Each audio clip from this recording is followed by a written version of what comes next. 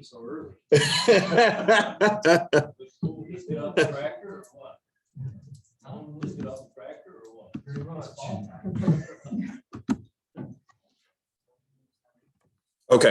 so we're, oh, you want to introduce yourself? Roger Henry. Where are you from? St. Charles. How many years you been officiating? I didn't officiate last year, but 9 I did prior. Okay, awesome. So again, just for everyone who's joined in the last couple minutes, I'm going to be recording this, or I am recording this right now on Zoom. So there will be some walking back and forth so that I can keep the presentation the same. So what we're going to talk about today, so you're going to look at the title and say, HR, why HR? Well, here's the thing. Number one, it's my career. So you get to hear how I have utilized officiating to transition into a career in human resources. And I'll give you an example just today alone. And it's the reason I wasn't here as early as I wanted to be. Today was payroll. I had an individual come into my office and complain because her check was only $75 this week. She wanted to know why. I said, because we got an order from the state of Michigan showing that you owe your 12 weeks plus in arrears for your child support, and we have to take $565 out of your check. That is why it's only $75. Well, not only was I accused of starving her family, I was also accused of trying to cheat the entire employee base out of money for the sake of the organization, right? But that's not wholeheartedly different from what we face as officials with coaches and players, right? I mean, obviously, no coach is going to come to you and say, you're throwing this game, you're going to make me lose, I'm going to lose my job, and you're taking food out of my child's mouth, right? So it's never that drastic, but again, our goal as officials is really to do what I do every day in human resources, which is maximizing outputs by minimizing conflict, okay? Because I can think of 4 different situations today alone that I would consider and categorize to be conflict in the workplace. And again, there are very few games that you will officiate in your officiating career. And the nice thing is we have people with all kinds of experience. We have new officials, we have 46-year officials, we have everyone in between. So, for the new officials, we talk about pairing you together with veteran officials so that if there is conflict, you can sit back and observe and not feel overwhelmed. And that's important. But what's also important is for the veteran officials to understand that there are certain ways that we can deconstruct conflict in order to make our jobs easier. Okay. So, as I just mentioned, conflict and officiating. Now, I could give this presentation to a group of football officials, even though I've never officiated a football game in my life. I could give this to baseball officials. It's why Mark Ewell always likes to give his verbal judo PowerPoint presentation whenever he presents to groups of officials, because it is kind of a universal message that how you communicate to players and how you communicate to coaches is very important. And the preventative officiating that you do through the words that you use and the body language that you incorporate are ultimately going to lead you to success or not success when you are officiating, okay? One of the things that I always do, so we talk about the importance of pregame, right? Pre-gaming with your partners. I think that's the most important element of officiating, especially when you're working with people that you've never worked with before. All right. And even when I work with guys that I've worked with since the beginning, my first game I ever officiated was with Joe, right? Joe and I have worked probably at least 70, 80 games together over the last 20 years. But we always pregame before we go out on the court. We know where each other is going to be. We know we can trust each other, but that pregame is very important. But it's not just the pregame with each other, with other officials. It's the pregame that you're doing with yourself, right? And sometimes it's hard. Like, you know, again, I am 45 minutes removed from an employee who was right in my face telling me that I was taking food out of her child's mouth, right?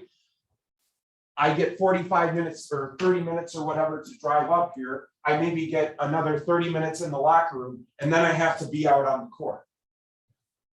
Nobody on the court, nobody in the gym knows where I was at right before I got here. By the same token, we as officials, we don't know where that coach, what has happened to that coach throughout the past day, what's happened to those players throughout the past day. I'm not so much worried about spectators, we'll get to that in a while. But again, just kind of keep in the back of your mind that somebody might be having a bad day. And as much as we work very hard to not bring that on the court with us, we're only one group of people, right? Sorry about that. No, you're good, Dave. You're good. So back to my original point, pre-gaming in your own mind, how you are going to address conflict if and when it is presented. Okay. So typically, the conflict will typically happen with the coach, right? A player, I feel like conflict with a player is a little bit different because it's a different type of relationship. It's a different type of communication. But conflict with a coach usually starts because you made a call or you didn't make a call that the coach doesn't agree with. And their initial communication with you is to confront you and say, what did you see? Or what did you not see? Why did you not call that? Didn't you see this? I was standing right here and I saw this, right?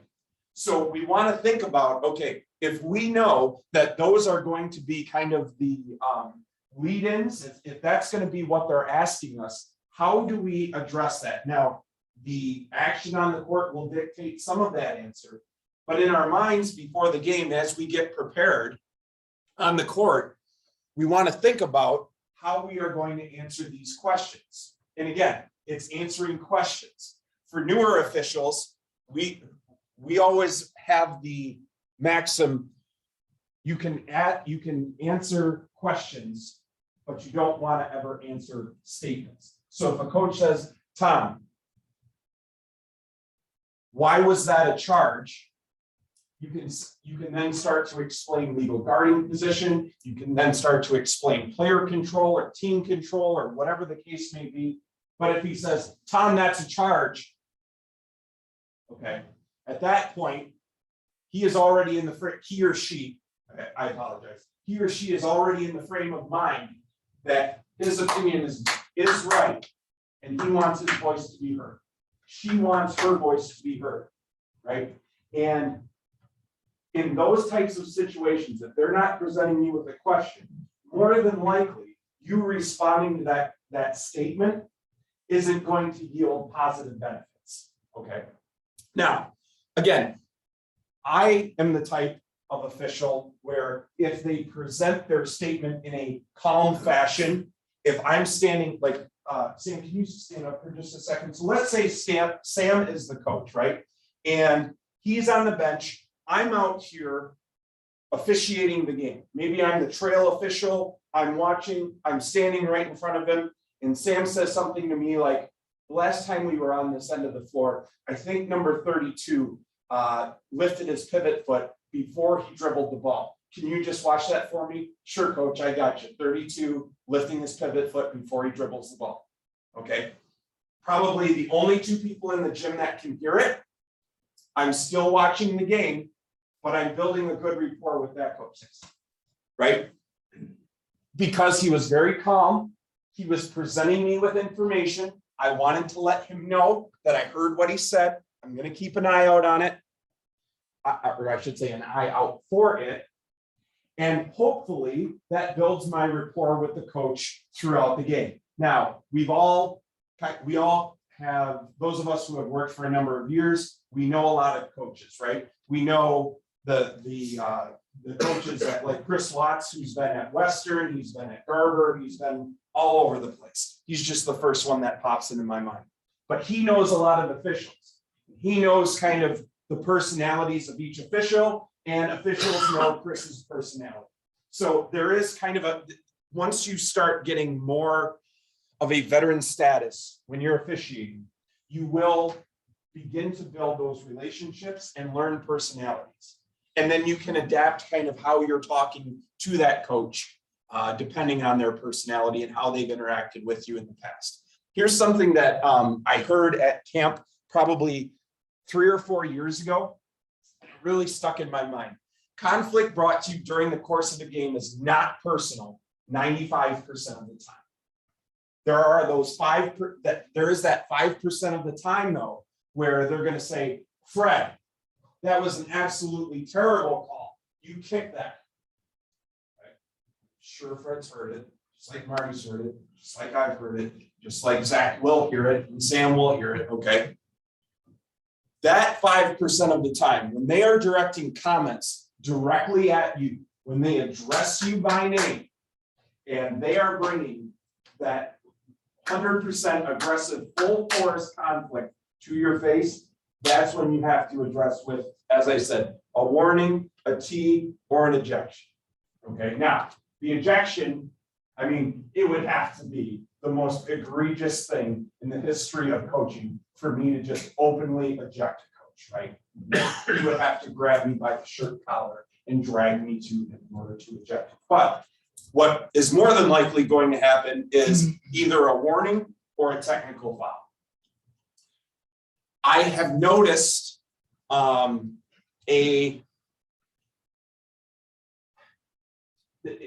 more consistently over the past 3 to 5 seasons, I've noticed coaches starting to come out on the court more, right? Instead of like using the sideline as kind of their barrier.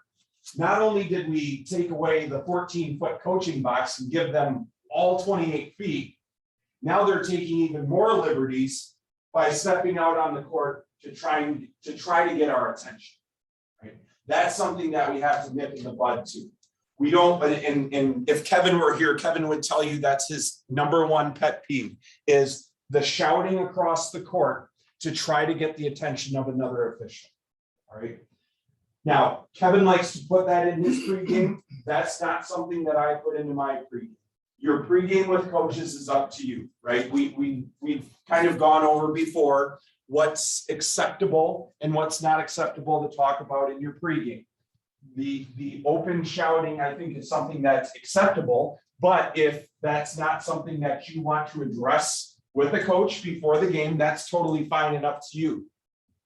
But I think whether you address it in the pregame or not, the first time it happens, you as a crew need to understand that whether, so if the coach is yelling across the court, Fred, you missed a travel, and I'm standing right here in front of the coach, that now becomes my issue, right? I have to look over my shoulder and say, Coach, I'm right here. What did you see? What's the problem? Well, I want to talk to Fred. Fred's the one that missed the travel. Okay. Fred and I will get together. I'll let him know that you'd like to speak with him. I'm sure he's going to be in front of you in a couple of minutes. Just give it some time and he'll be over and you can talk to him at that point. But let's not shout across the court. 2 minutes later, Fred's in front of him. He or she probably forgets what the issue was in the first place. Okay.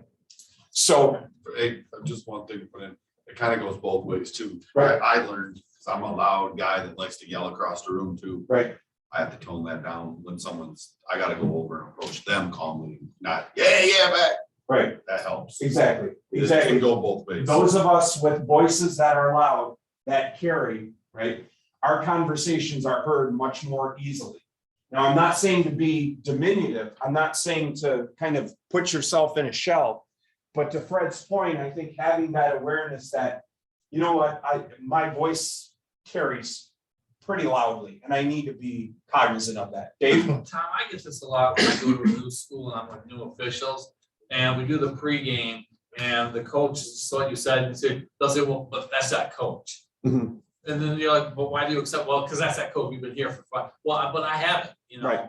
And so all of a sudden, you do something to the coach, and they're looking at like, yeah, but we allow. It's like, how do you? Yeah, I think that's a good point, Dave. And if I had a magic wand, I would try to eradicate that mindset from officiating, right? Hopefully, most of you in here know Corey Snyder, the old John Glenn girls varsity coach. He's the athletic director now at Hemlock. He was a thorn in the side of officials, specifically in Bay Metro, for a number of years. Those of you who maybe joined us when we combined associations in the last couple of years had an opportunity to work for Corey. And I have told Corey that I use his name and his likeness in every officials meeting that I lead. Okay, because Corey and I have known each other for 20 years. Okay. Corey had a very unique way Corey was a very polarizing coach, right? He had a very unique way of getting under your skin without you maybe even realizing it. Whether it was the stomping of the foot that he always did, or 20 seconds into the game calling for a travel, or pointing out to you that you were being unfair because you just called a hold down here on his defender. The same thing happened down here, right in front of him, and you didn't call it. Okay. And he just had that voice and that demeanor that rubbed a lot of officials the wrong way, right? And there were a number of times where I was either working with officials or I was observing officials or whatever. And the common theme was, well, that's Corey. That's how he coaches. Well, no. We have, and it's even this year, even more. I shouldn't say last year and into this year. If you were at the meeting on Monday night, you saw Kevin bring up that a point of emphasis this year for the MHSAA is conduct. Right? And the reason conduct, and the reason I'm talking about deconstructing conflict is because conduct on the sidelines from coaches is the #1 reason we're losing guys like Sam and Zach after a year or after 2 years, right? And it's tough. It's tough. It's like I always joke with Scott or with Jason. I always say I've been one of the 5 youngest guys in the association for the last 20 years. And it's not really that far of a stretch. I joined when I was 18. I was one of the lucky ones who had good mentors like Joe to help push me through and say, hey, this is what you're experiencing. This is what you should do. This is what you shouldn't do, right? Not everyone has that opportunity. So what happens a lot of times is this conduct that we allow on the sidelines from a coach like a Corey Snyder. We let it get out of hand or we let him take it too far. And then we've reached a point of no return where we say, well, no, that's just how Corey acts, right? Specifically, officials who have worked for or worked with a coach like that, who can needle, who can get under your skin, and who can bring conflict almost immediately to a game.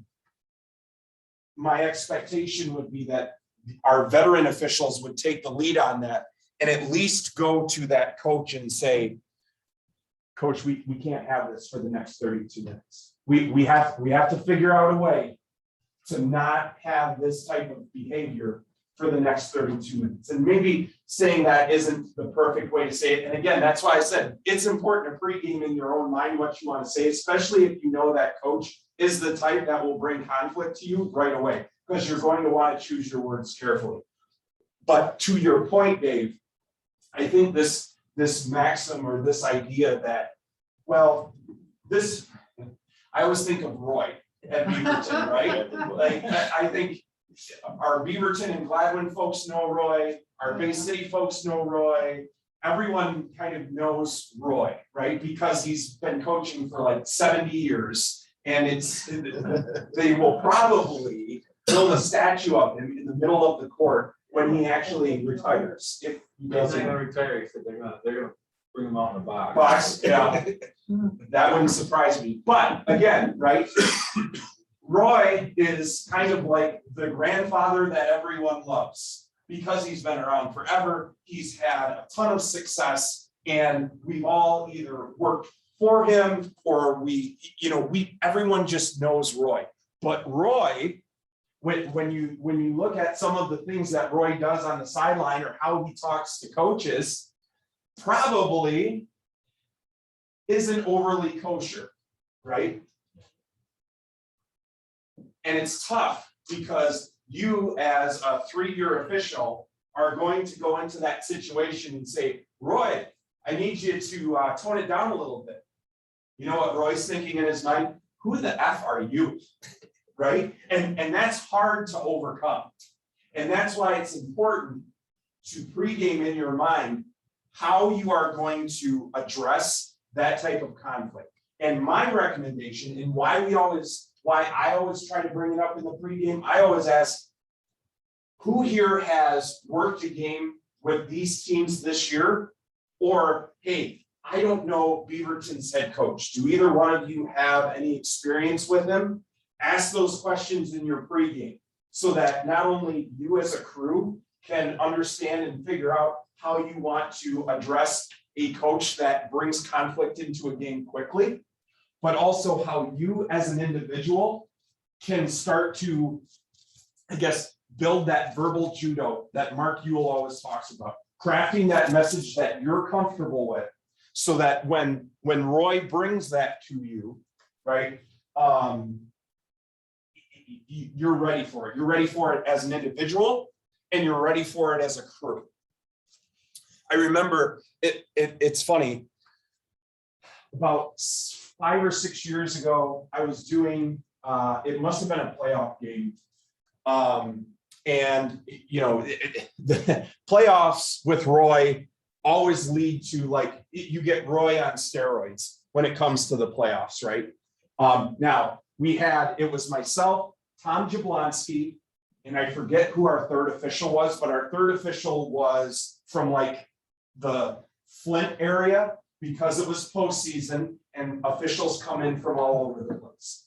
So Tom and I walk out on the court with this other official, and again, I can't remember who it was, but he was a pretty well-known official from what I can remember.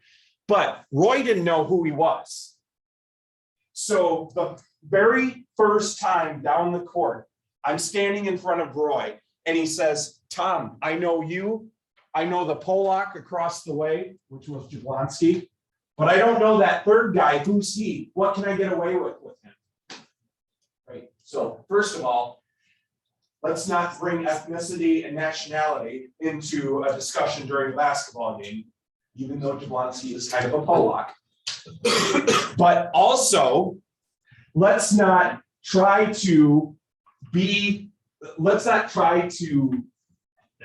pull the crew apart, right? What can I get away with this guy? Which was basically telling me, I know what I can get away with you. I know what I can get away with the other Tom. What can I get away with this guy, right? And that's something that while he was being funny and a little bit comical, you don't want to play into it as one of the two officials that he actually respects in that dynamic, right? So that's why I say, 95% of the time, just to get back to my original point, 95% of the time, the conflict is going to be just general in nature because it's competition. But it's that 5%. I was just going to say, it's that 5% that you really have to focus on. Go ahead, Zach. No, being new, reading all the manuals, everything, I know they said pretty much if coaches give me a business at some point, you can suggest hey, if you want to talk more, take a timeout. Right.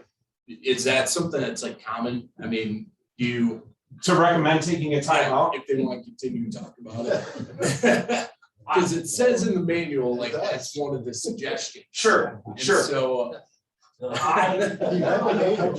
That is a suggestion that I would not typically employ. Okay. I I'm good. And I think, here's the thing is, you know, and we laugh, and a lot of us are laughing because that comes with experience, right? Like, my expectation is not that Zach, being a brand new official, is gonna be able to walk in and navigate those intricacies of officiating that someone like Marty and I take for granted, right? What I would recommend is when you are, again, in your pregame and you're asking those questions, have you had either one of these teams this year? Has either one of you ever worked with this coach before?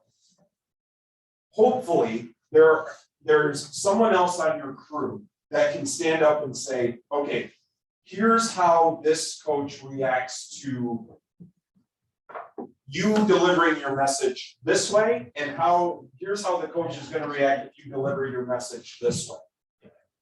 Most of the time, to get back to your question, most of the time, a coach is going to take the recommendation to call a timeout and say, why am I going to waste a timeout? You're right here in front of me right now. Why don't you just answer my question, right? So it's important to understand, okay, if I say, and I always try to play devil's advocate when I'm thinking about what I want to say. If I say, coach, if you want to continue the discussion, let's take a timeout.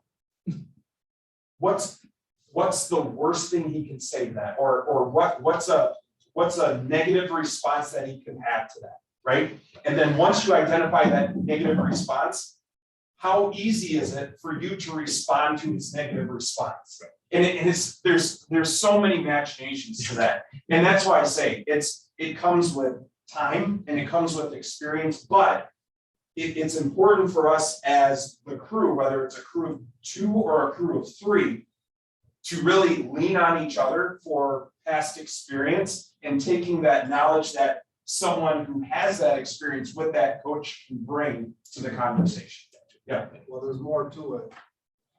Riding me all night long, you're gonna be smart enough to know when the ball's going on my side, you're gonna come and take that ball from me. Exactly. You're gonna, because you know he's gonna be riding me. If I'm standing right next to him 5 feet away, guarantee he's gonna have a few words to say to me. Right. So instead of doing that, Tom's smart enough to know, hey, Bill, this time I'll take it out in front of him. Right. You go, and don't take that the wrong way, guys. Doesn't mean you're doing a bad job. Yeah. Or nothing. No, that coach might just have a hard time for you that night. And you know, and there's nothing you can do right or wrong. He's gonna ride you no matter what. Yep. So if Tom comes and replaces you, if I come and replace you, don't mean you're doing a good bad job or nothing. Just fill in the other spot where he was, the center trail, whatever he was, and then don't worry about it. And that's why we talk in the pregame, right? Let's say we give a tee to a coach. The reality of the situation is in the pregame, we should talk about, okay, if Bill gives that technical to a coach, he reports it to the table. Our job as the other 2 or 1 or 2 members of that crew is to get him out of that conflict as quickly as possible, right? Because I don't think there's anyone in this room that would naturally just kind of calmly, technical foul on the coach, everything's okay, you can go over and have a conversation with him, everything's calm. No, right? The adrenaline, 90% of the time it was a verbal. right, the adrenaline starts pumping before you even give the tee. The tee happens, and now the atmosphere in the gym has just ratcheted up, right? So now the adrenaline's pumping even more, and it's even harder to control that dynamic between official and coach. So yes, while it's important that that official reports that tee to the table, I am going to make sure, as Bill's partner, if he's reporting that, I'm gonna be about 3 steps behind him, ready to intercept, just in case that coach starts saying something to him, making his way to him, because our initial reaction as human beings is, I need to handle this conflict. I need to solve this conflict myself, right? Because we kind of feel like we maybe created a little bit of the the conflict by giving the technical foul. And we want to vindicate ourselves. This is why I gave the technical foul, coach, because you were being an asshat. But the reality of the situation is we need to get that calling official out of there. And that's to Bill's point, a lot of times removing the individual from the situation is the best thing that we can do. Last year was a unique situation. And I had a game where I had a brand new official, had only worked 1 or 2 varsity games, was kind of, and all night long, the coach is giving it to him. So Yep. finally, I teed the coach up, Mhm. and not the player, the coach, I didn't say anything to you. And I said, Coach, it doesn't matter, we're a crew, and I've had enough of it. Mhm. Because every time I would be on the side, he wouldn't say anything to me, but he knew that so-and-so was a newbie. So every time he was over, he was always in the newbie's ear, always this, always. So finally, I just went boom, and I'm going, Coach, it is what it is. Mhm. I have a little question. Go ahead, Bill. My question for you on that would be, why do I get near that coach that many times? I had that talk with your partner at that time today, every time the ball goes out on that side by that coach, I got it. I've been over the whole entire night. Okay, well, I'm not saying you were, I'm just saying, I've been over, But I've been over, I mean, the kid couldn't walk and the coach was. Well, I get it, but And then- sometimes when we notice that, well, all I'm saying is, we need to keep him away from him, because no matter what he does or she does, again, whatever he or she does, it's wrong to that coach, so. Correct. We need to just keep him or he or she away from him. Correct. Is there a cookie cutter response though that you can recommend? Because, I mean, he's gonna be working a lot of junior high games. Mhm. He might be with somebody that's been around. Yeah. But the coaches aren't here, Right. so nobody really knows. Right, so I mean, I think it's early on in the game, right? So it's kind of a nuance, because early on in the game, if I've never seen that coach before, and I can tell maybe this is the coach's first year or second year, or maybe what I'll even do before I walk in the gym is when I make initial contact with the AD or game management, I'll say, hey, I heard you got a new coach, or I don't recognize that coach, like before we go into change for the game, because the varsity coach or the JV coach or whoever is sitting on the sidelines getting ready to go. I'll say to the AD, is that a new coach? Yeah, it's a new coach. Okay, so then I can go into the game with a mindset that probably doesn't have a lot of experience. So I'm going to, again, pregame in my own mind, if it's a new coach, not necessarily I'm going to give him more leeway, but I'm going to try to redirect his behavior much more than a coach who I've worked with for 10 years, who I know knows better, and they know that I know they know better, right? Back to your question though, what's kind of a cookie cutter response? The first thing is, if they're presenting you with a statement, what I always say is, I hear what you're saying, coach, but what is your question, right? And again, I'm not going to yell it across the court. I'm only going to do that if I am literally right in front of the coach and he or she and I are the only 2 people in the gym that can hear that. I hear what you're saying, coach. What is your question that I can answer for? Okay. Now, if he continues to make statements again and again and again, I'm going to say, coach, we're only going to respond to questions. So I have no problem responding to a question that you have throughout the game. But blanket statements, just, we can't have those, right? You like the warning? Yeah, and I at like some the point, warning. yeah, I like that right away. Yeah. If you're not ready to put up with that, warn them right away. Right.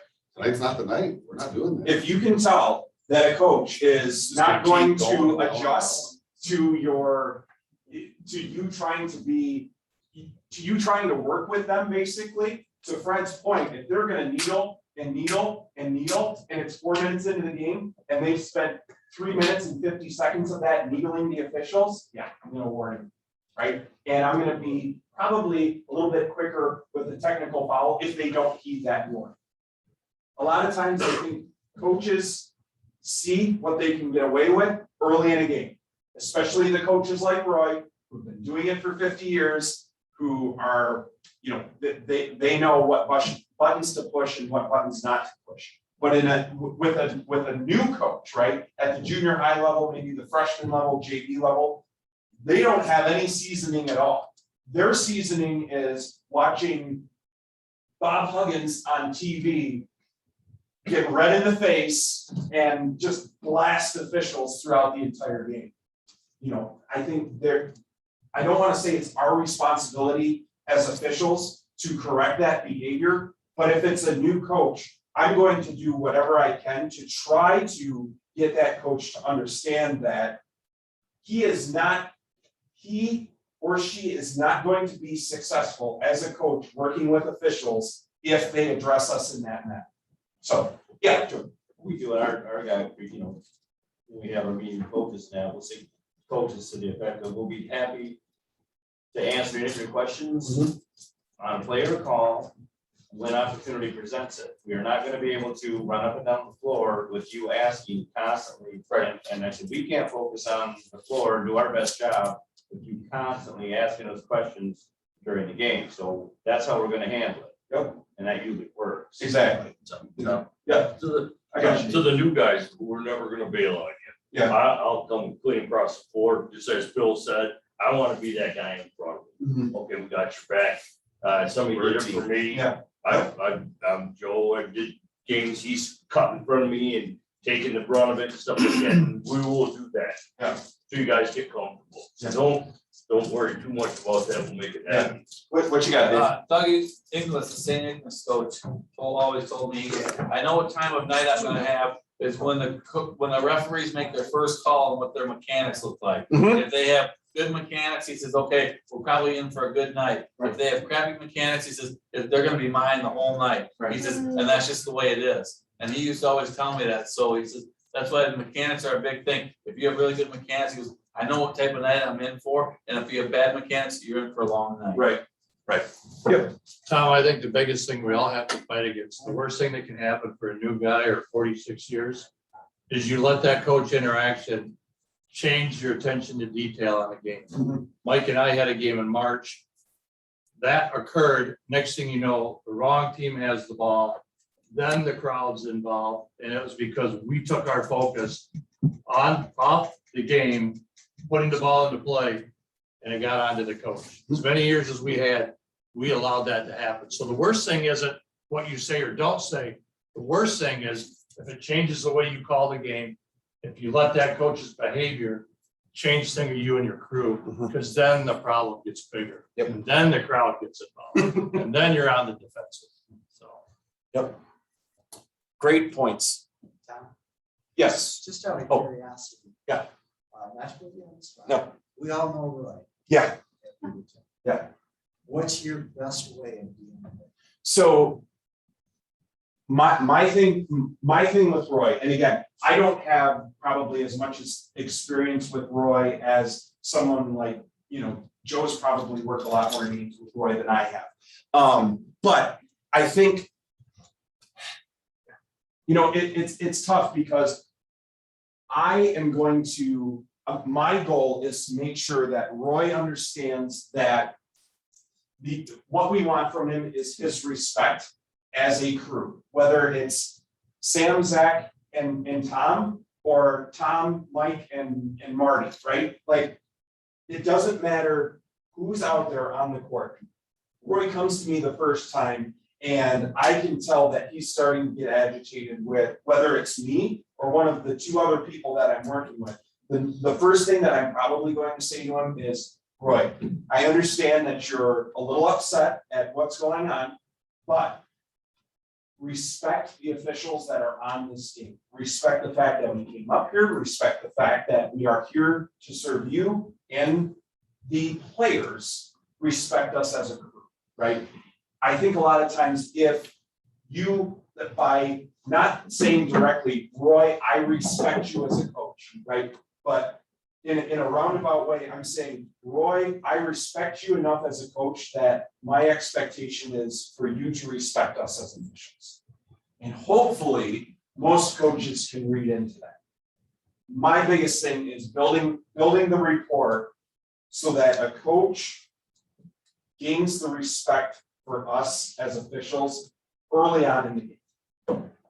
Not to defend Roy, but a lot of times Roy will come up to you and say, when is a 15-foot shot it has nothing to do Right. but he's screaming at you like, my guy can't drive through and do, and then he stops, and so a lot of times, but it's not directed toward you. Right. He's just eking out his frustration, but he's looking at you Right. when he's doing it. Right. So how do you, Right, and that's a time where You know, I personally, if I can tell that he's in that type of mood, or a coach is like just venting and letting off steam, I'll always try to crack a smile. So if anyone's looking at that interaction, they know that I'm listening, but I'm not really taking what he's saying seriously, because he's letting off steam, and it's not directed at me, and it's not directed at my partners. If he comes out on the floor, I'm smiling while I'm walking back to his bench, so he can talk to me while he's following me back to his bench. That's a big thing, right? Timeouts call, and the players start walking back to the bench. What happens? The coaches just naturally come out onto the floor. And what's going to happen a few times when they come out on the floor? They're going to come out on the floor and pinpoint you as an official and talk to you about something that happened 3 minutes ago that seemed very innocuous to you. You've completely eliminated it from your mind. That coach remembers it, right? The best thing that you can do in that situation, again, is start to walk back to the coach's huddle, right? And it's not like a fast walk. You don't want to grab them and take them with you. You don't want to put your arm around him and lead him back. When you start walking towards the bench, keep your ear open, listen, but start walking back to the bench, because what's going to happen is sooner or later that coach is going to realize, oh, wait a minute, I only called a 60-second timeout. I've got 20 seconds left. I better do some coaching, right? Now, again, if they're coming out on the court and being a jackass, TE warning, whatever the case may be. But I find a lot of times that just walking them back into their huddle, while they are walking, it burns off some of that excess energy, and you're still able to have that rapport with them at that point. Potential points of conflict during the game: incorrect calls, misinterpretation of the rules, inconsistency of penalty adjudication. And as I was making this, I realized a lot of coaches that we serve might not know what adjudication means. So if you say adjudication to a coach, be ready for a whole other conversation. Coaches who think they are bigger than the game, officials who think they are bigger than the game. We talk a lot about coaches and coaches' behavior and coaches' egos, and sometimes we put ourselves up on a pedestal as officials, right? Yes, we are there to manage the game. We are there to administrate the penalties. We are there to call violations. We are there to get fouls. But no one cares that we're there officiating the game. And I will give you a very good example. 3 years ago, right? 3 years ago, I worked a semifinal at the Breslin. My girlfriend and my dad went down with me. And I thought, I just nailed the shit out of this game.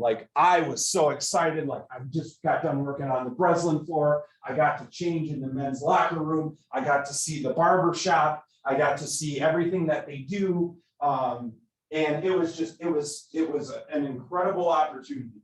And I'm walking to my car and I'm like, man, I hope Kristen and my dad realize how much I nailed that game. And I get in the car. What's the first thing they talk about? How number 15, it was the best player that either one of them has ever seen. And they can't believe that he's only going to be playing at Grand Valley at the next level. About you. Exactly. Well, that should be a good thing, because you did a good job, because they didn't notice the referee. Exactly. Right. But that gets to my point.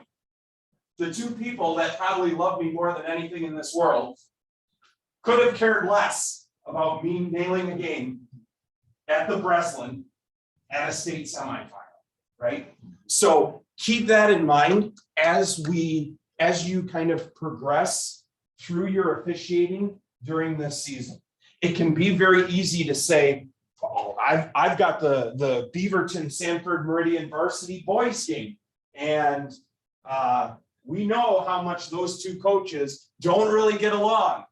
I must be a hell of an official to be assigned to this game. Yeah, that's good that you're assigned to that game. But the reality of the situation is no one is there to see you officiate that game, right? They're there to see the coaches and they're there to see the players.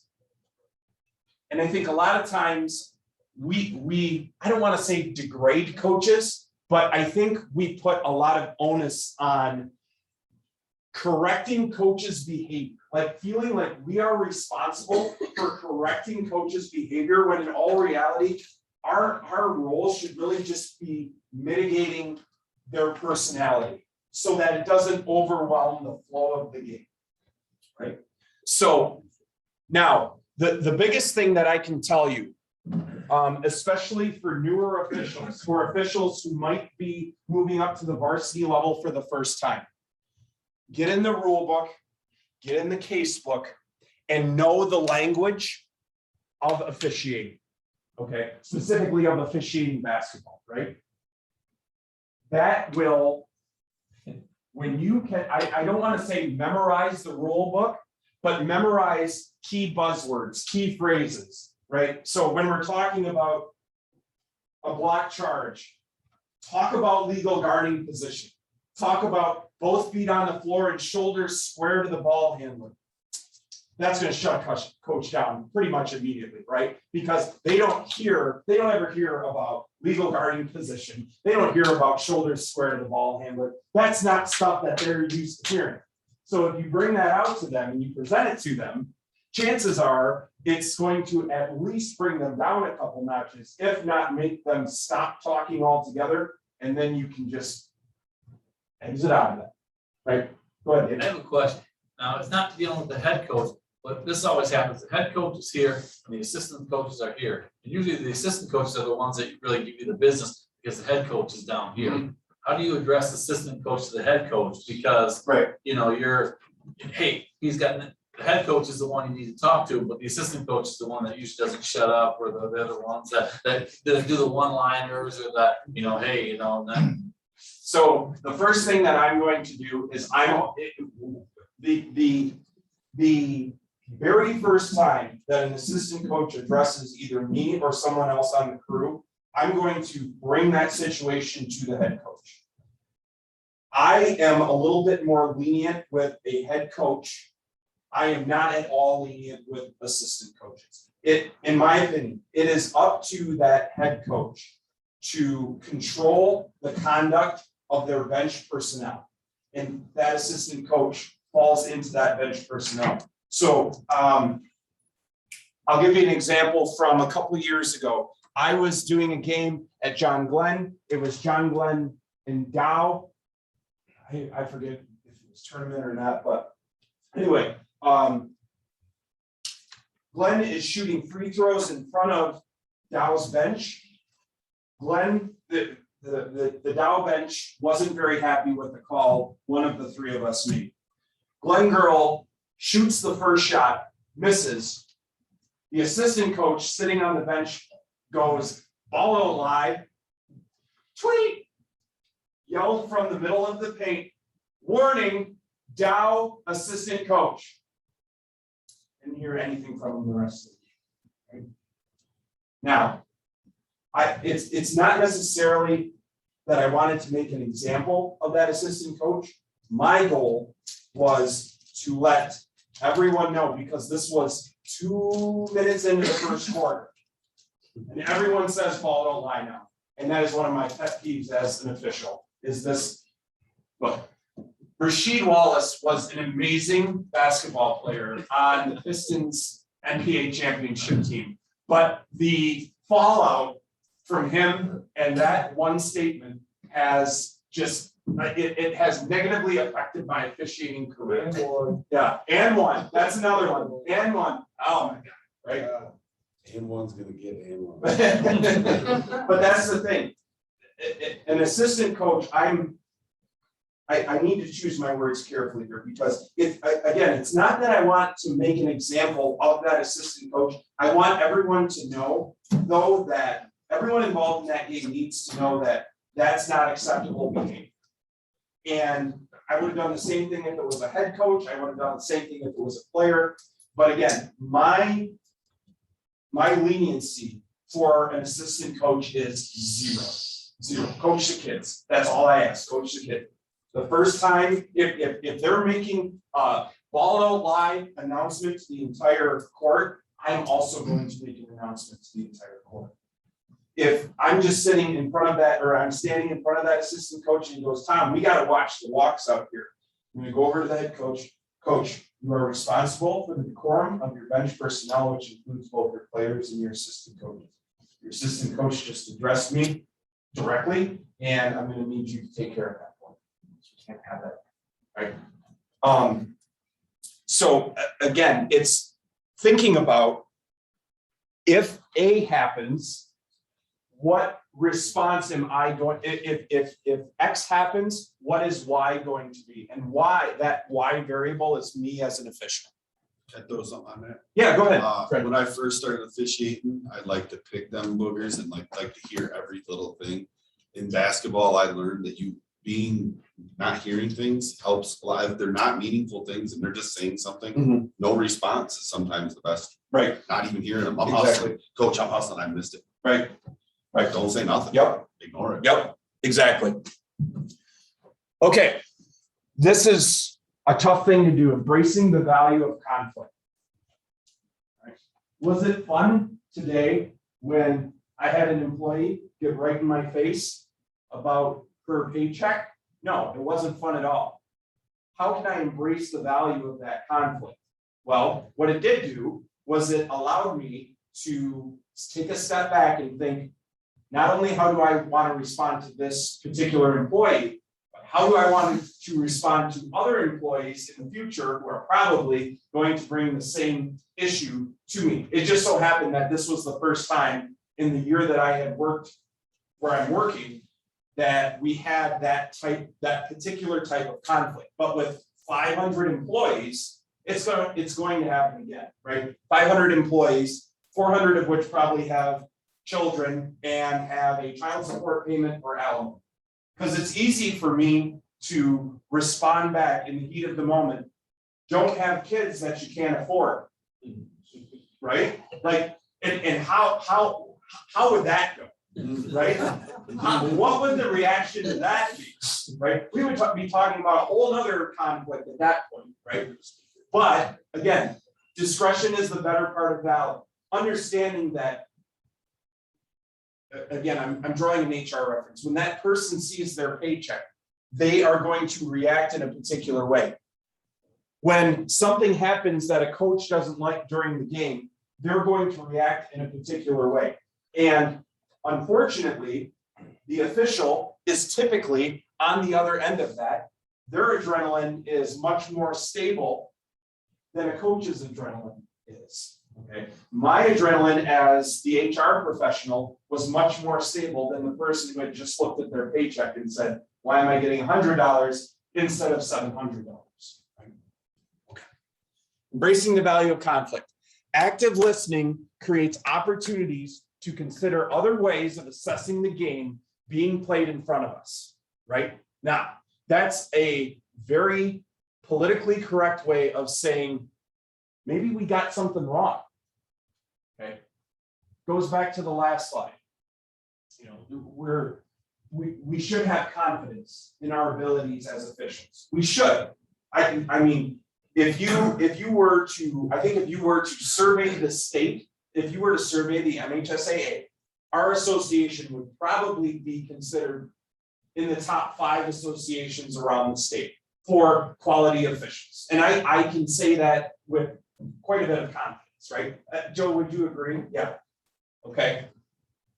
But that doesn't mean that we can't grow and we can't learn, specifically as the game's going along, right? So if a coach is telling me that number 34 has traveled 2 or 3 times during the first quarter, and she's doing it in a calm manner, I'm going to step back from that situation. I'm not going to say, Coach, you're probably right.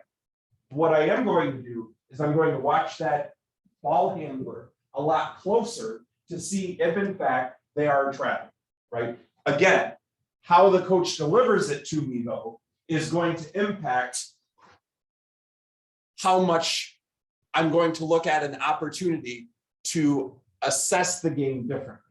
If that coach is calm, they're presenting information, no one else can hear it, I'm going to, again, more than likely, at least be willing to open my eyes a little bit more when that situation presents itself. I talked a couple minutes ago about it forces us to use the correct language provided to us by the rules book and the case book. And again, I'm not saying that you have to know that rule 416.1 directly addresses player control. That's not what I'm asking. What I'm asking is what I would recommend doing is I think it's in the rules book. There's a list of definitions, right? There's a list of, of definitions. There's a vocabulary for officiating. Dedicate that to memory, not word for word, but pick out certain key buzzwords from those definitions. Those definitions are going to significantly help you when it comes time, because when we're in a conflict, our brain doesn't immediately go to, okay, let me scroll through the mental rule book and figure out where we need to talk about legal guarding positions. So that's rule 2 and no, right? When we're presented with a conflict, our innate nature says we need to respond immediately. That's why it's important to have those definitions front of mind and read them a few times during the season. Requires us to be the entity that takes a deep breath and acts with patience. I don't like having to be this entity, but that's what you sign up for when you're an official, right? And again, I talked earlier, players and coaches are one thing, spectators are not. Okay? Spectators starts popping off. That's why it's so important to understand or to know ahead of time who your game management is, whether it's the athletic director or an assistant athletic director or the principal or a teacher who is filling in for the athletic director. Know who your game management is ahead of time. And again, for me, it's peace of mind. It's knowing that, okay, if the worst of the worst happens and my adrenaline starts getting higher and emotions start getting out of control, I have at least committed in my mind that I know who the game manager is or who the game administrator is, so that if there's an issue with a spectator, I am immediately going to find that game administrator and have a conversation about either, hey, there is a guy with a beard wearing a camouflage hoodie in the third row. I'm sure you've heard him. I need you to keep an eye on what he's saying. If he continues to say what he's been saying, I'm going to need him removed. Now, they're cussing and it still sticks out in my mind. And the reason is because it was my first game ever in the Saginaw Valley League. And I was pumped. I felt like I had finally made it as an official. I was doing Saginaw Valley basketball. I was in Western's gym. There was a mom in the front row who from the jump ball was just on us as a crew. Thought that we were the worst 3 people to ever hit the floor as officials in her life. Okay. And again, this is my first Valley game. I was not comfortable to be in the position to be the person to go over to game management and say, hey, Mike, or I don't think Mike was there by that time, but regardless, hey, I need you to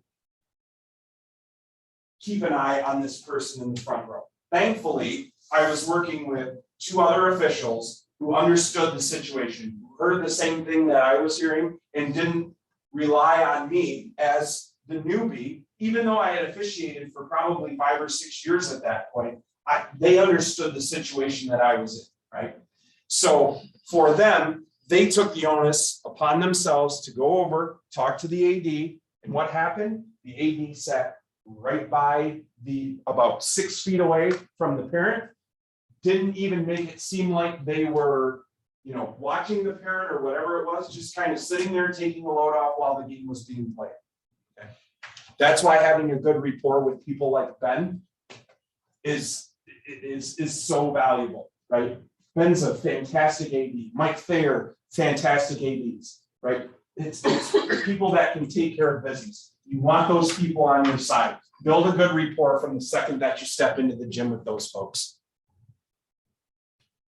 Understanding that we, as officials, are not going to be right 100% of the time. What do we always say? We never ref a perfect game. It's not going to happen, ever, ever, ever, ever. Even that game down at the Breslin that you nailed the shit out of, there's always someone there that will pick apart what you did, right? So understand that sometimes we need to be a little bit humble. Sometimes we need to be the bigger person. Sometimes if we kick a call, it might be worth, and you can, that was a rough call on my part. And the coach is staring daggers at you, and you feel comfortable at least going over to the coach and saying, Coach, that wasn't my best call ever. I might have missed something that you saw. I can tell you that I'm not 100% confident, but I will guarantee you that my next call will be better. Sometimes we need to be that person and be willing to be that person. I think that's a great way to get respect from a coach that is kind of long-term respect, right? So again, I don't mean to use Roy, but Roy is just, he's Roy, yeah, he's Roy, right? So I can almost guarantee you, if I were to go up to Roy and say, Roy, I'm not 100% confident I made the right call. I understand what you saw, I understand what I called. Those two things might not have been similar, and you know what? I might have kicked that call, but I can tell you that the next call will be better. The first thing that Roy is going to say to me is, of course you kicked that call. And the three other ones. Right, yeah, and then he's gonna bring up hey, sometimes you just gotta, okay, take your humble pie, eat it, and go about your business. Now, again, if he gets out of line, but most coaches, especially at the varsity level, have had enough experience to know when they are reaching their ceiling for their behavior.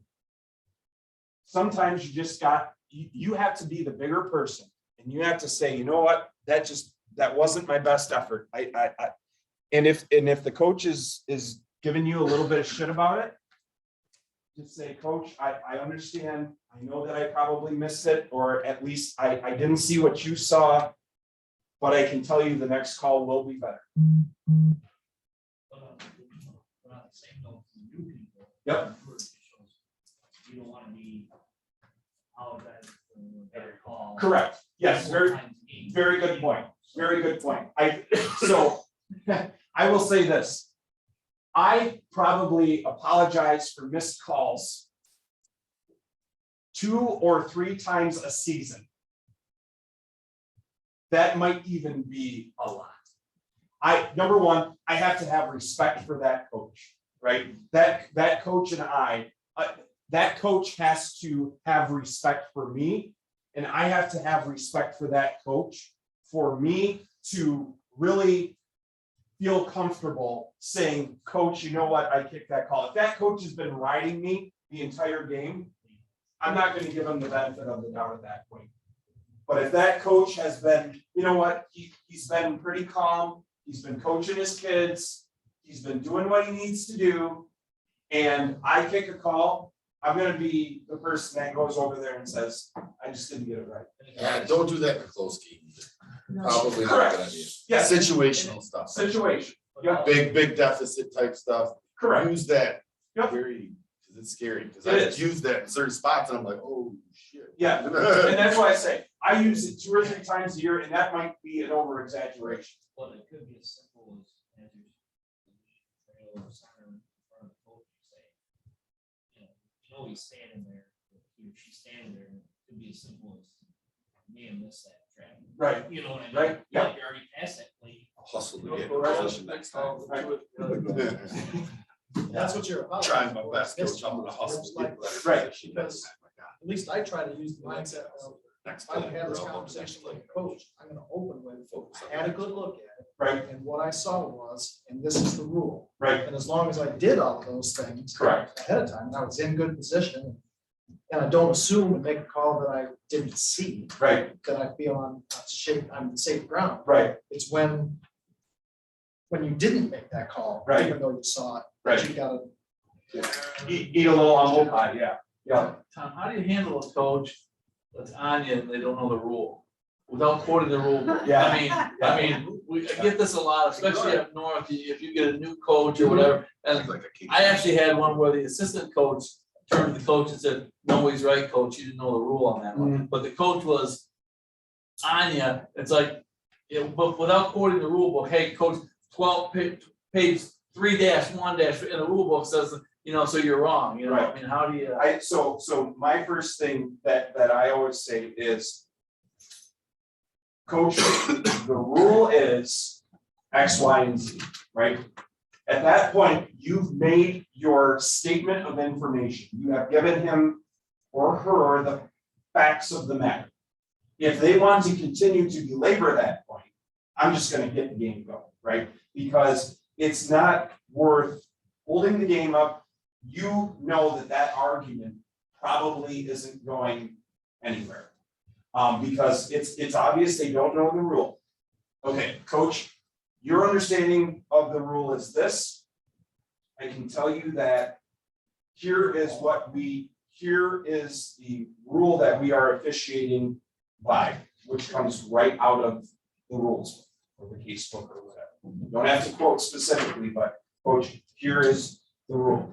And, again, I wouldn't stand there for 45, 60 seconds trying to get them to believe that you're right, because they won't believe that. They won't ever believe that you're right in that. Tony? I was just gonna say probably about 18, 20 years ago, I had a call that I blew. And during the timeout, the coach came over to me, had all the respect in the world for him, getting blown out that game. And he mentioned something about it, and I said, Coach, you're right, I did miss that. Loud enough for everybody in the whole gym to hear. You said you missed that one? Yeah. I said, but I didn't miss that. Right.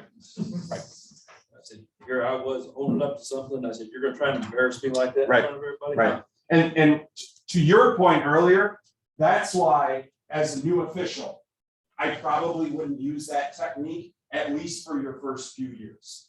And that's because you have to understand the coach that you're working with, because, and quite frankly, like you said, you knew the coach. You had respect for that coach and it still went haywire, right? So that's why 2 or 3 times a year at most, and I'm only gonna do it with coaches that I am at least 75% confident are going to take it and not make an issue out of it. Especially in junior high game, coaches, just watching Tom Izzo. Right. Yelling at them. Right. All night long, Right. before, so they're gonna try that in the game. Right. I wouldn't even, Exactly. because they probably don't even know. anything. Exactly. It is a tool that you want to use incredibly sparingly, but you have to be willing to do it as an official, or in your post game, say to yourself, hey, I missed that call, right? In the vehicle on the way home, eat your humble pie if it's by yourself or with your crew, but understand that you have missed a call and try to improve your understanding of why you missed that call. So maybe it doesn't happen again.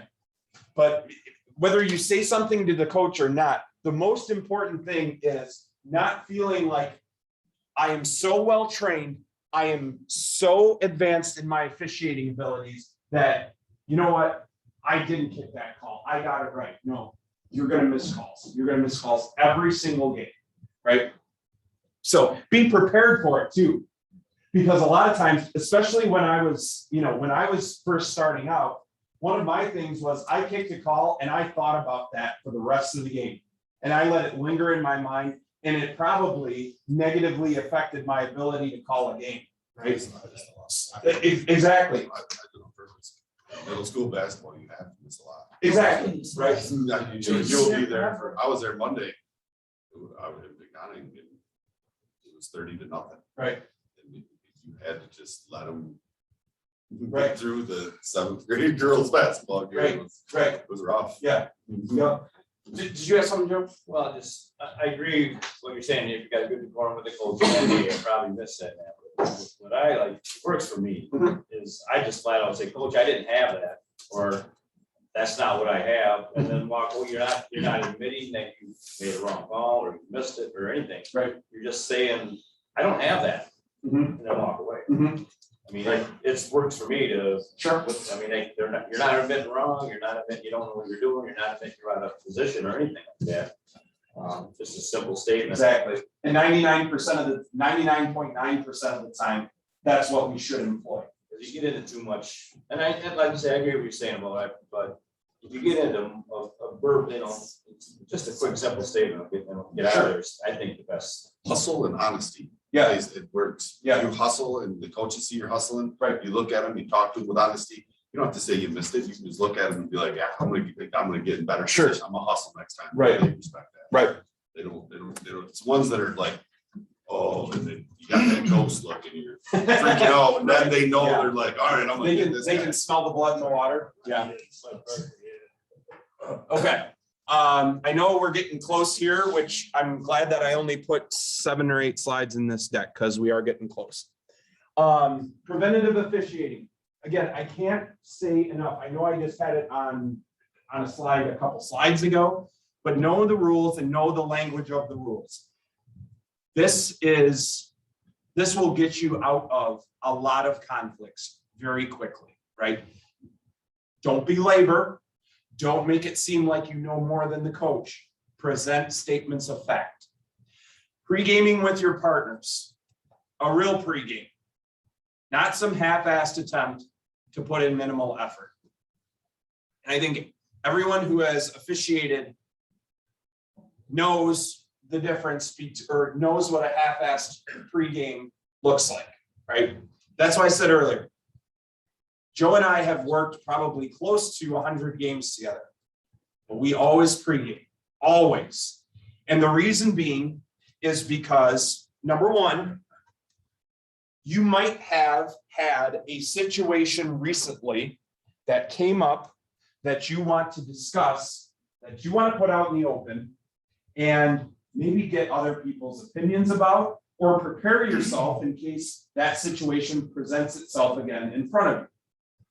Another thing is what I was talking about earlier, understanding the players, the coaches. Hey, I've never worked in this gym before. Is there something are there markings on the floor that I need to be aware of? The people that you're working with or the person that you're working with can oftentimes provide you with valuable information, whether it's, player related or whether it's rules related or casebook. There's a couple times I can think of just in the past couple of years where I've gone into my pregame and said, here's the situation I had. How would you guys have handled this? I let them answer, and then I say, this is how I handled it.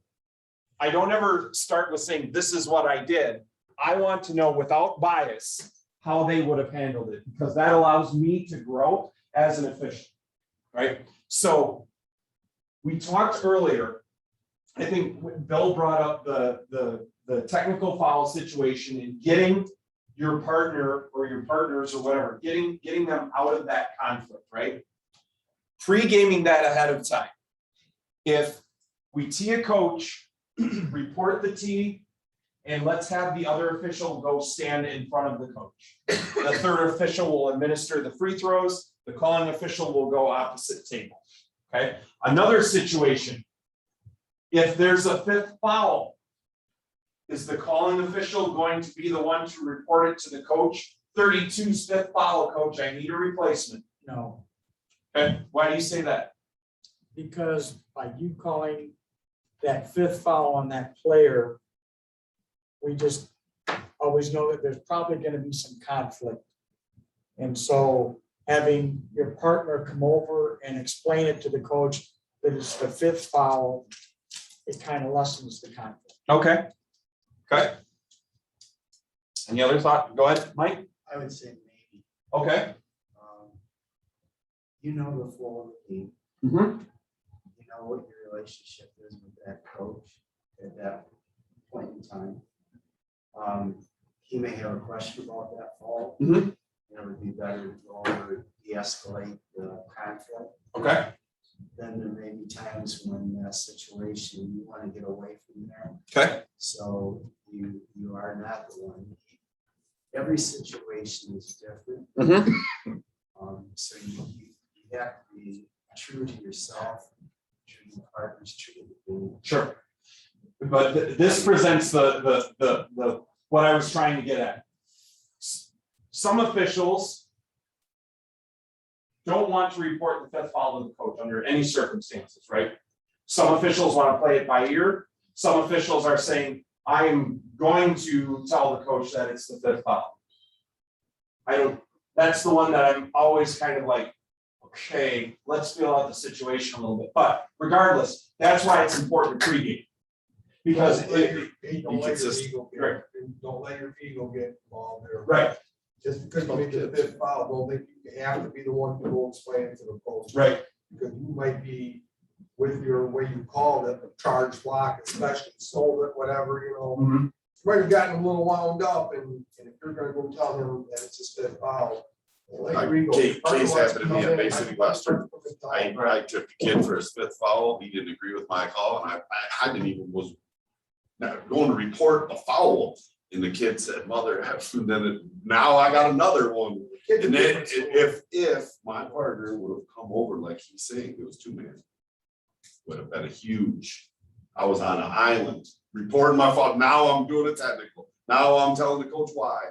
But that would have helped having a Pregame. I was the experienced official in the situation, but Sure. never expected all that to happen For sure. because the kid just F you, and I'm like, okay, now we got more. Oh, wow. I Nobody heard it but me and the kid. Tommy, do you like to report the fifth foul to the coach? again, I'm more of a situational You type guy, know you don't. but I really don't know. I would prefer not to. Guys, Yeah. I'm gonna say 75% of the time, you shouldn't do Right, I agree. it. 75% of the time, you shouldn't do it. So first, Yes, you are a very calm demeanor guy, and all that, but 75% of the time, let your partner take Right. that, because if it's a fifth foul, most likely the coach didn't like that, because it might have been probably one of his best players, ball handlers, Exactly. whatever. And even though you report, even though it's an obvious foul, your first reaction might be, yeah, he wouldn't have been there if he would have called that fourth one, or whatever the situation.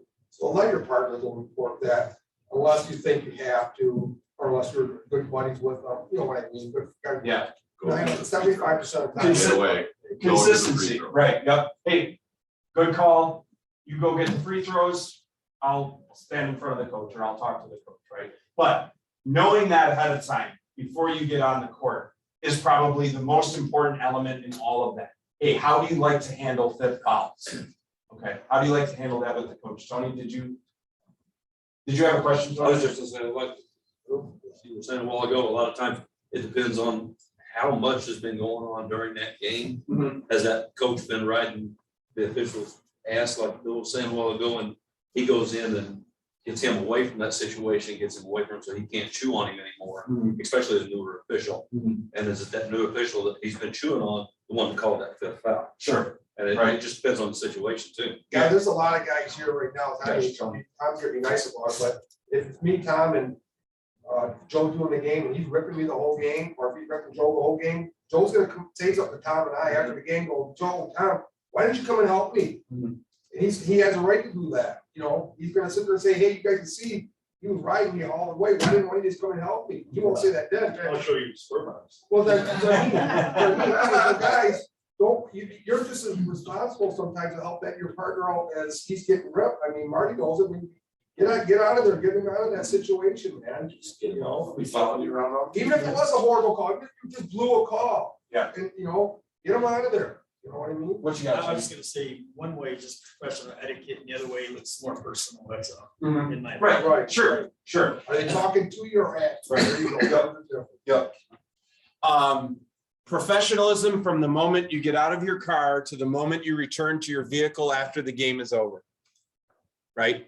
As I said here, very few adults walk into a high school gym with a duffel bag on wheels. We give ourselves away immediately, right? Like, people know who we are. You know, random adults in their 20s to 60s don't just kind of casually walk into a high school gym with duffel bags on their shoulders. So especially for those of us who have worked a number of years, you know, there is a lot of opportunity.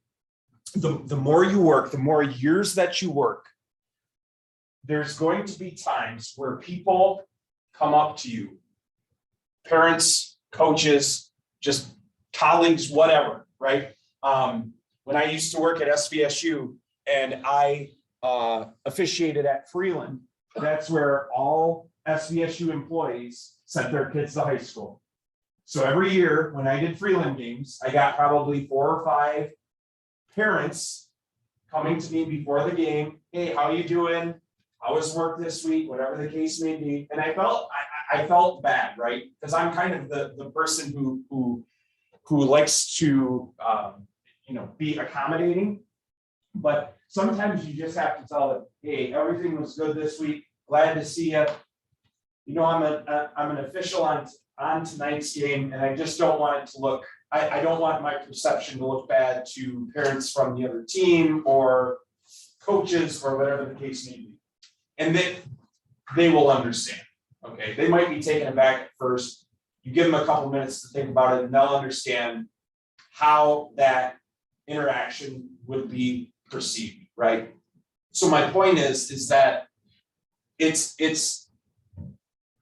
so important for us to remember that whether we want it or not, like I said earlier, no one is there to watch us officiate the game, but everyone is there watching us officiate the game, right? So always understand that you are under the microscope and everyone has video on their cell phones now. What is the worst thing to ever happen to officiating? Instant replay. Also, the worst thing to ever happen to commercials on television. Okay, I think this is the last slide I've got. Because I firmly believe, and we talked about hustle, right, and honesty earlier, and I thought that was a great point, Fred.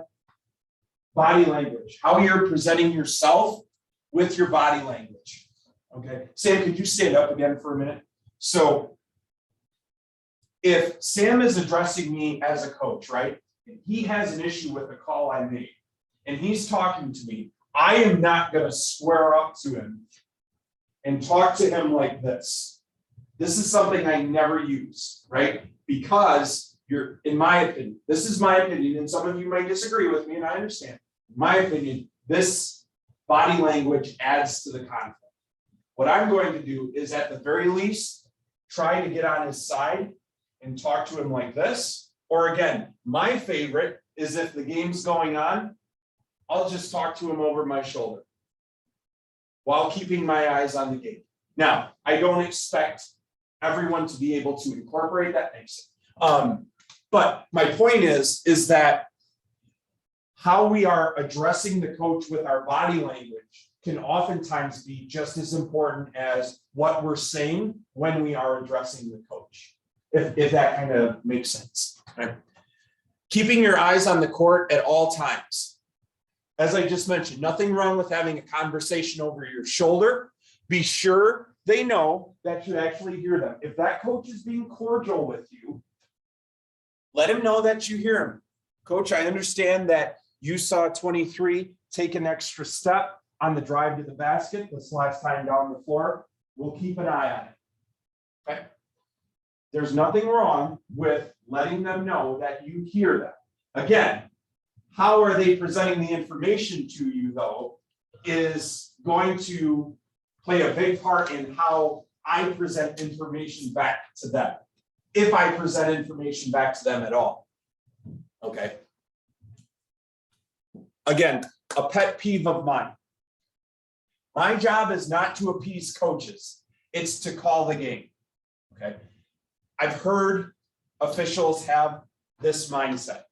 I agree that it is not our job to appease coaches. I get that, right? I also am of the belief that as officials, we should have a toolbox of resources that we can use. And to only pigeonhole ourselves into, I'm going to call the game, I'm not going to listen to coaches, and I'm going to shut down completely. I think that does a disservice to the element of officiating, okay? I am never going to kiss a coach's ass, brown nose with a coach. My meetings and my handshakes with coaches are very straight to the point, very brief. I am not there to try to make a coach, to get a coach to like me, to get a coach to give me a, what is it now, 5 rating? What's the good line? 5 rating. I should have paid closer attention to Kevin's presentation. A 5 rating. I'm not there to get a 5 rating. I do not care. Okay. I am not there to build a relationship with that coach so he and I can go out to the bar after the game. That's not why I'm there. But I'm also not there to be the high and mighty official on the pedestal who's going to be the alpha personality in the gym and make sure that everyone understands that I'm the alpha personality, right? So I think we have to, again, this is just my personal feeling, and I understand that some of you might disagree with me, and I think that's healthy. I have no problem with, that discourse. Never officiate a game with a chip on your shoulder, right? Even with a coach, maybe you teed her up. That the last game that you officiated for that coach, you teed that coach up, and you know that coach remembers that technical foul. You can just tell in the pregame meeting that she remembers that you gave her a technical foul last season, right? That is not the time to say, you know what, I'm going to get her again, right? That's a time to say, okay, how do I prepare myself to mitigate this conflict when it eventually comes? Because I can think of many times where I have heard a coach either say to me directly or about one of my partners, this guy's out to get me. He gave me a technical foul 2 years ago and he's never liked me since. Okay, yeah, is that actually? Yeah, okay. So, yeah, Bonnie, yeah.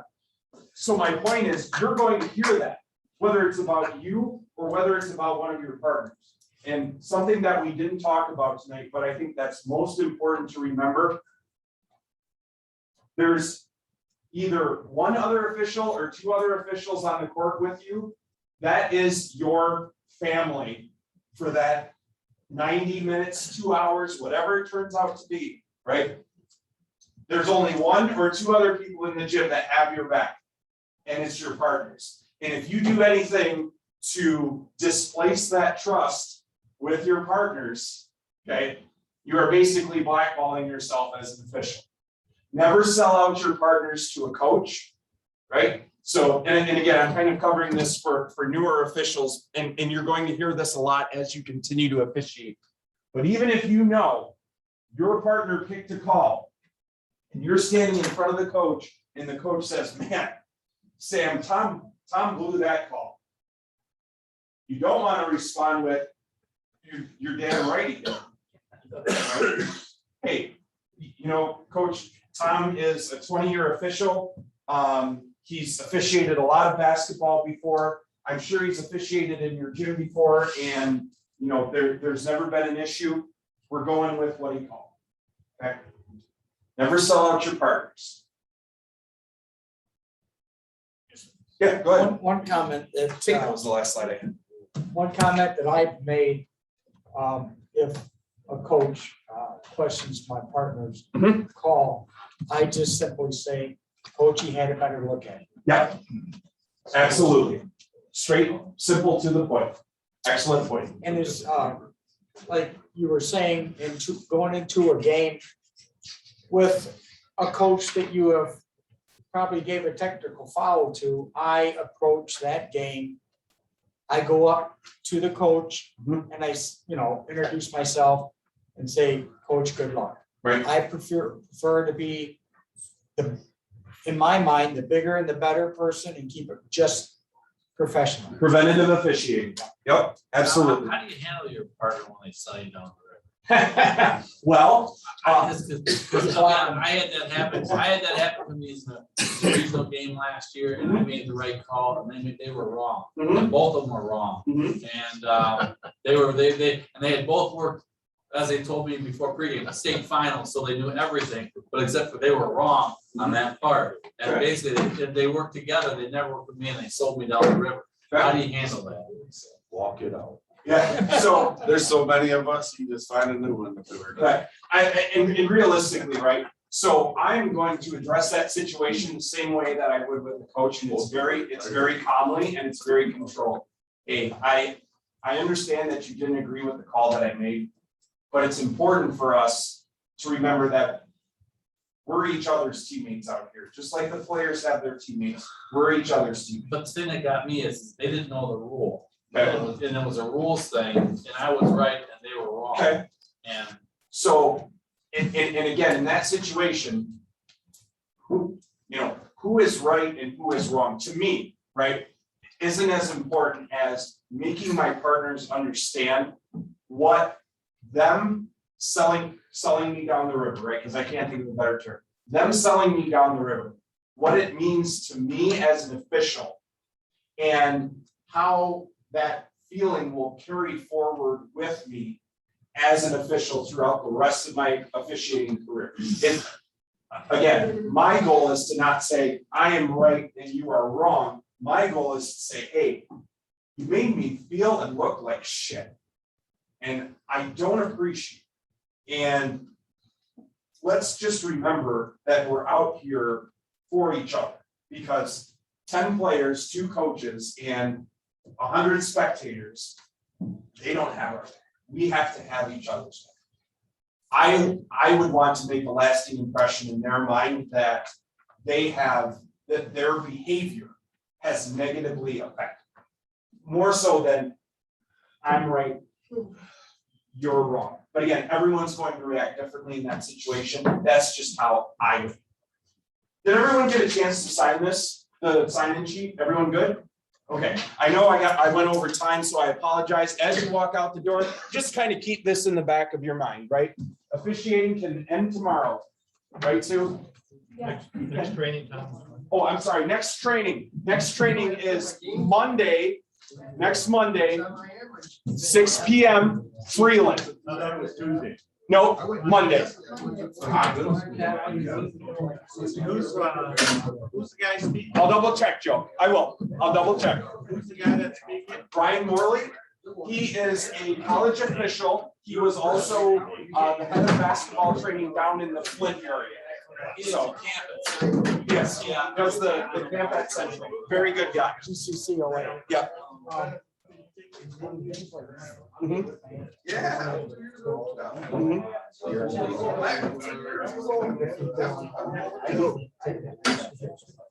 So what's gonna happen is like I did tonight, I'm recording them, I'm posting them online, so that if, you can't make it, what's gonna happen is I'm going to put an email out to everyone, letting them know, hey, Monday and Wednesday's meeting from this week has been uploaded to the website. Here's how to go about getting credit for it. Okay. Yeah. I was gonna because I've got 3 games. Sure, yep. And then the other one, the only one, because the thumb has a Zoom meeting tomorrow. So Right, I'm gonna go okay. I'm gonna have that meeting, and then I went to a meeting at the Heart, and then I come to the Zoom meeting on the 15th. The other ones I got games. Right, So- yep, got it. Yep, so that's my goal, again.